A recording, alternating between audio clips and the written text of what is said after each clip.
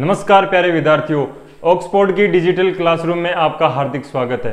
प्यारे विद्यार्थियों, आज मैं लेके आया हूँ आपके लिए सीपीओ एसआई के पदों पर 4300 पदों की भर्ती। कुल 4300 पदों की भर्ती सीपीओ एसआई की होगी और उसका नोटिफिकेशन आ चुका है। 10 अगस्त से लेकर 30 अगस्त तक फॉर्म भरे जाएंगे। प्यारे विद्यार्थियों, स्टाफ सिलेक्शन कमीशन द्वारा यह वैकेंसी जारी की गई है। तो इसमें कौन विद्यार्थी एलिजिबल होंगे, क्या इसमें योग्यताएं होंगी, क्या कंडीशन होंगे, उन सभी के ऊपर इस वीडियो के माध्यम से चर्चा करते हैं। आगे भी नई भर्तियों से जुड़े हुए अपडेट्स पाने के लिए आप हमारे चैनल को सब्सक्राइब करें और हमसे जुड़े रहें। तो आइए शुरू करते हैं। सबसे पहले staff selection commission. Staff selection commission के द्वारा यह भर्ती जारी की गई है। एसएससी के द्वारा sub inspector SI Delhi police central armed forces जो बीएसएफ, सीआईएसएफ, सीआरपीएफ, आईटीबीपी, इन सभी के द्वारा एसआई पदों पर यह भर्ती होगी। और फॉर्म कब स्टार्ट होंगे? फॉर्म 10 अगस्त को स्टार्ट हो चुके हैं और 30 अगस्त इसकी लास्ट डेट है। 10 अगस्त से शुरू होकर और 30 अगस्त तक ये फॉर्म भरे जाएंगे।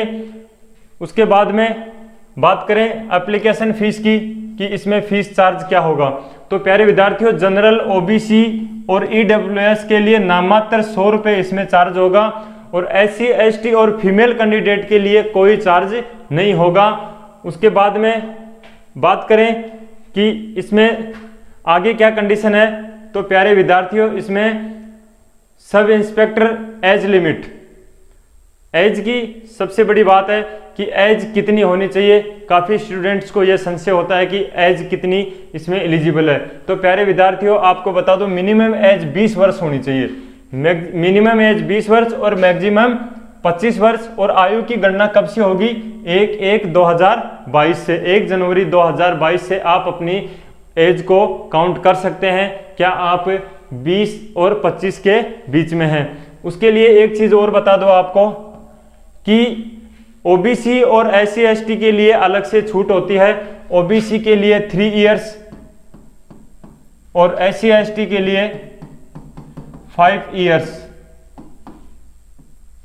3 और 5 वर्ष की जो ओबीसी और एससी एसटी की छूट होती है, तो उसको ध्यान में रखते हुए ओबीसी के लिए 28 वर्ष तक, 20 से 28, और एससी एसटी के लिए 20 से 30 वर्ष तक का जो कैंडिडेट है वह फॉर्म अप्लाई कर सकता है। उसके बाद में SSC SI in DP, BSF, CRPF, CISF, ITBP और एसएसबी के द्वारा यह भर्ती की जाएगी। और टोटल जो वैकेंसी है यह 4300 वैकेंसी है। 4300 पदों पर यह भर्ती होगी। और इसके लिए sub inspector in Delhi police and central armed police forces, total 4300 post हो गई।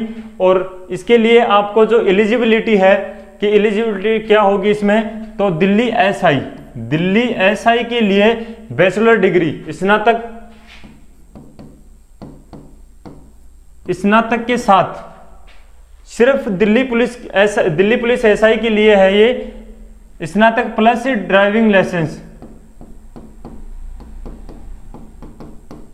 स्नातक प्लस ड्राइविंग लाइसेंस। बाकी अदर के लिए, एसएसबी के लिए, सीआरपीएफ, बीएसएफ, आईटीबीपी के लिए सिर्फ स्नातक पास होना चाहिए। ड्राइविंग लाइसेंस की इसमें जरूरत नहीं है। अदर पोस्ट में एसआई दिल्ली पुलिस में आपको ड्राइविंग लाइसेंस जरूर चाहिएगा। आगे देखते हैं इसमें।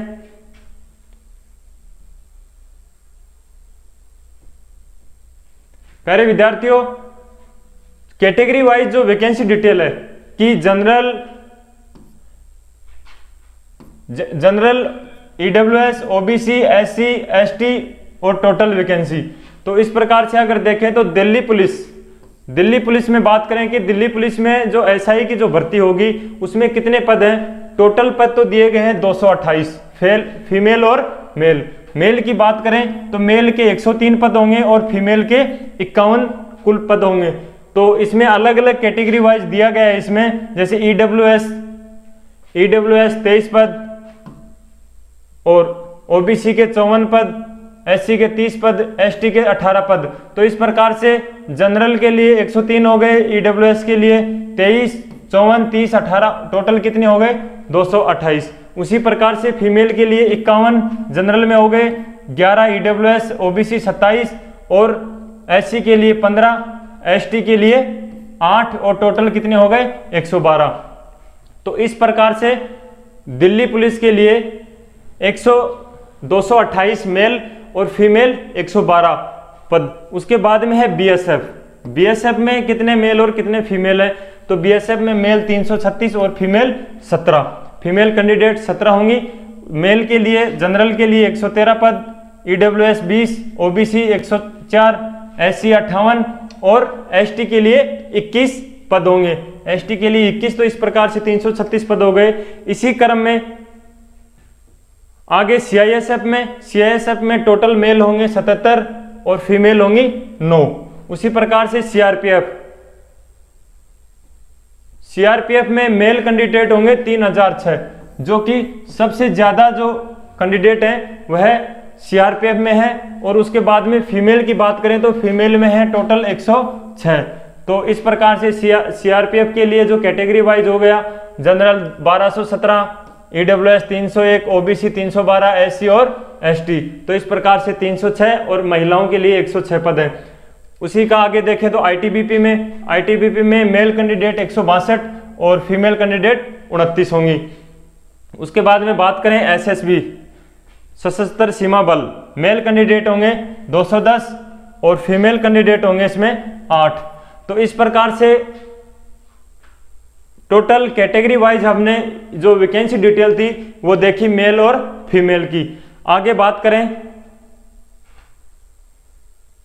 जो फिजिकल जो एलिजिबिलिटी है उसके बारे में देखते हैं। फिजिकल एलिजिबिलिटी क्या दी गई है, तो जेंडर मेल और फीमेल के हिसाब से। उसके बाद में height, chest, race, time, long jump, high jump, shot put और चांस की प्रत्येक इवेंट में कितने चांस दिए जाएंगे।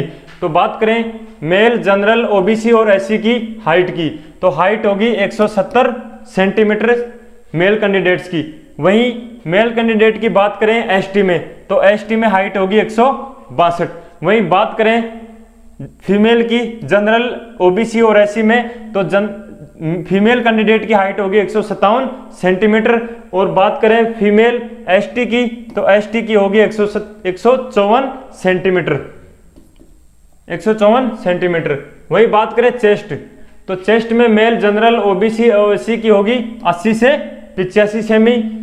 और बात करें मेल एसटी की, तो एसटी में होगी 77 से 82 सेंटीमीटर और फीमेल की चेस्ट नहीं होगी। उसके बाद में रेस की बात करें तो रेस 100 मीटर का टाइम होगा 16 सेकंड।